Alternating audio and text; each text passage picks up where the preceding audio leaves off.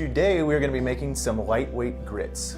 And this is a bit of a departure from our other cooking shows we've done. We're going to take a step away from the bulk rationing system used on most NOLS courses. For lightweight cooking, we'll do a little more prep on the front end. We have some instant grits, a mix. It's equal parts almonds, cashews, and sunflower seeds. We're going to pre-mix our spices. We've got some pepper, salt, onion powder, and garlic powder. We also have Fritos. Fritos are a great way to add calories without adding a lot of weight. We also like them because they only contain corn oil and salt. We're gonna have some bacon bits, some Parmesan cheese, and also some jalapeños to kick it up a notch. We're gonna take all these ingredients and put them in the food processor and grind them up, and that'll give us a big bulk amount of food that we're then gonna weigh out on a postal scale into our individual meals for the trip.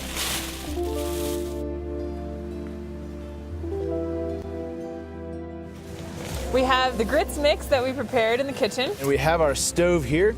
Today we are going to be cooking using denatured alcohol. You'll notice it's a lot smaller than the typical 1 liter bottles that you bring for a typical stove. And the stove itself is also a little bit different. You can see there's a construction with a Red Bull can inside of a Diet Coke can, and then there are holes punched in the side. We are going to be using 5/8 of an ounce of fuel, and that'll give us just enough to boil the water. And we're going to be cooking today on a caldera cone cooking system, which is made by Trail Designs.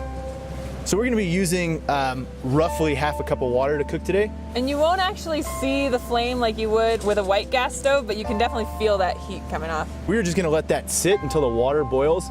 It takes just under 10 minutes. This is a homemade pot cozy. You can make this out of insulite. There's a lot of different materials you can use. Once we have boiling water and add the grits, we're just going to take our pot and put it right in the koozie, and that will allow it to stay insulated and hot and actually continue cooking without needing more fuel. We also brought along some mashed potatoes. If you go a little overboard on your water, you can add some potatoes to help act as a thickening agent. And they're nice and salty and savory, so they won't compete with the flavor of the grits at all. When you're cooking on titanium, it doesn't disperse heat that evenly. So if you are doing a little bit of extra cooking, it's good to stir while you have it on the stove. Okay. We're just gonna let that sit and rehydrate for a couple minutes. With ultralight cooking, we're not actually cooking on the stove. We're primarily boiling water so that we can rehydrate our food. It's also one of the reasons why we use instant grits. Less cooking time, less fuel, and less weight. Dun, dun. Oh yeah.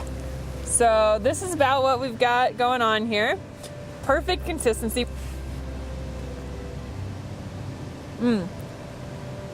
That's pretty much perfect grits as far as I can tell.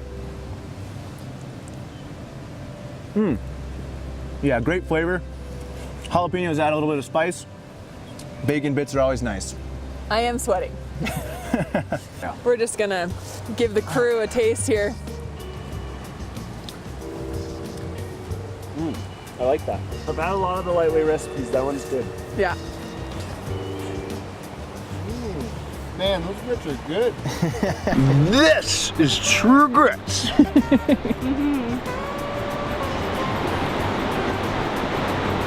quite delicious. Spicy. I like it. You're kind of hogging it, Kyle. You get a shot of this. You have some on your face. I'll take that back.